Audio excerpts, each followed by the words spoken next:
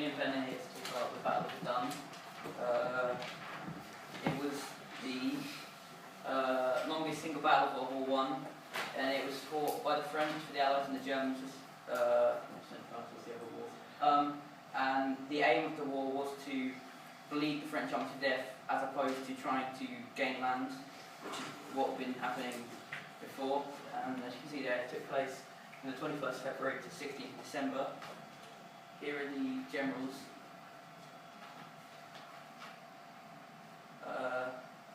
The Allied leader, Philippe Pétain, became a hero in France because of his work at this battle.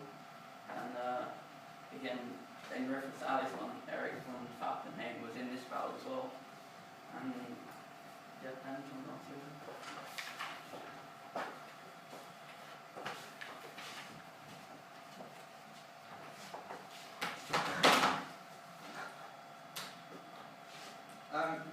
So, first of all, technology and communication. That's the German flare pistol, and that's the British flare pistol. Flare pistols in general were invented around 1877.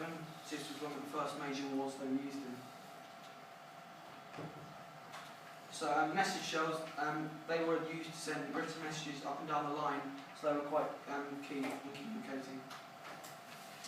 The portable field telephone we used to communicate in the front line. And the wireless communication set, these were used to send messages in Morse code. Dogs, it's estimated that by 1918 Germany had employed 30,000 dogs, and Britain, France and Belgium over 20,000, and Italy 3,000. The roles fell into categories of sentry dogs, scout dogs, casualty dogs, explosive dogs, ratters, messenger dogs and mascot dogs. Dogs were very useful as it was extremely hard for snipers to pick them off because they were quick. Pigeon post. They were very important. Over 100,000 pigeons were used in the war with an astonishing success rate of 95% getting through to their destinations. I've got a story about a pigeon.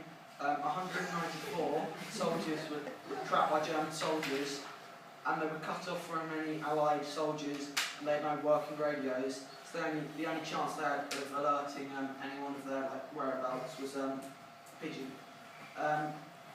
So they attached the cornets to his leg, and then the pigeon's name was Cher Ami, and when it was released it flew 25 miles from behind German lines back to the headquarters. Cher Ami covered the 25 miles in only 25 minutes, and the pigeon was shot in the chest by the Germans, but continued to fly home with the lost battalion's coordinates, and then they launched a rescue and saved 194 men. Cher Ami was awarded the Cloche de Guerre with his astonishing flight and bravery. Man-made communication systems were still crude and unreliable, so pigeons and dogs played a vital part in communication during the war. Fake trees. These were used on the battlefield to look down from a height. Even though it wasn't very high, it could be quite useful in trenches. Balloons. These were mostly used by the Germans, as it was a way of getting like a bird's eye view. This plane was a crucial plane used by the French in the Battle of Verdun to fight a jet with a few machine guns.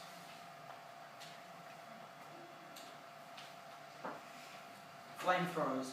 Flamethrowers used by the German army in the early phases of the First World War in 1914 and 1915, and brought terror to the British and French soldiers, so it was quickly adopted by them.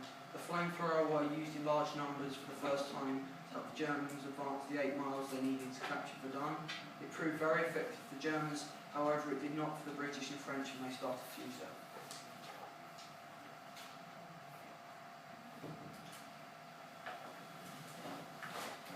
So the German death toll was 143,000 out of 337,000 total casualties, and the French one was 162,000 approximately out of 377,000 Verdun would come to signify more than any other battle the bloody nature of warfare on the Western Front during World War I. So tactics were key in the Battle of Verdun. One of the main ones was the creeping barrage. It was a tactic that had a few elements. Firstly, artillery units would fire at points of interest in no man's land, following closely by small groups of infantry units. These artillery units would fire slightly forward each time, and again would be followed by the infantry. Due to the panic, fear, smoke and danger of these bombs, it would be very difficult for enemy troops to spot the infantry approaching their trenches. On top of this, these infantry units would be kept deliberately in small numbers, so it would be easy for them to hide and stay away from the enemy sight. Upon approaching the enemy trench, artillery would stop and the infantry units would throw grenades into the trenches and also participate in man-to-man combat with bayonets. After throwing their grenades, these infantry units would be reinforced by waves of soldiers. When this tactic was first being used, it was unsuccessful as artillery units sometimes missed their targets and killed or wounded their own soldiers. However, with the improvement of technology during the war, the accuracy of these artillery units drastically improved, and it was arguably because of the creeping barrage that the French were able to succeed at the Battle of Verdun, and the tactic was then taken on board at other major battles.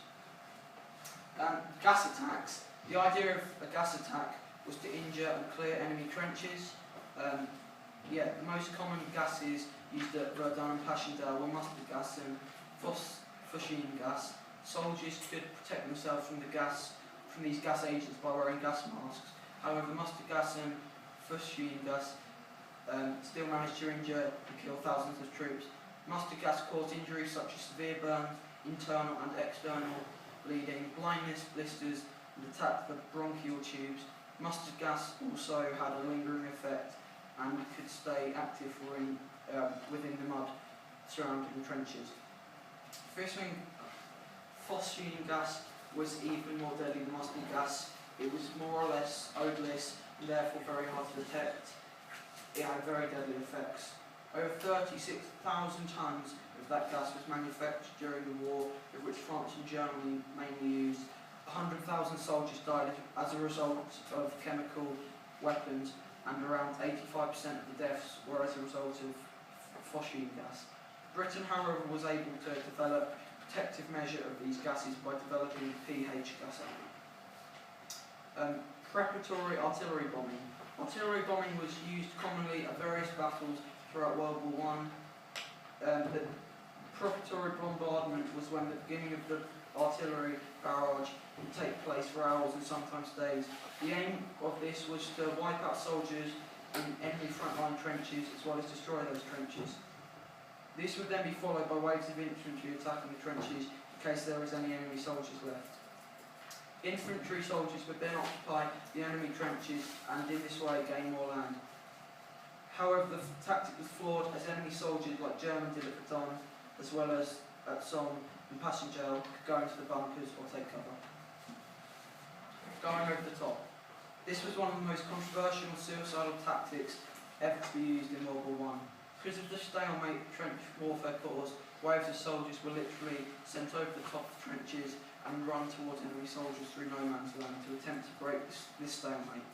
Almost all soldiers that went over the top died as a result of machine gun fire. Machine guns were able to sweep and pan the landscape whilst firing, cutting down waves of soldiers and killing thousands. Soldiers had no choice but to go over the top if they were given the order, as if they didn't, their own officers would shoot them dead. A famous example of the soldiers having to go over the top was at Gallipoli. All of these tactics were a vital part of the Battle of France.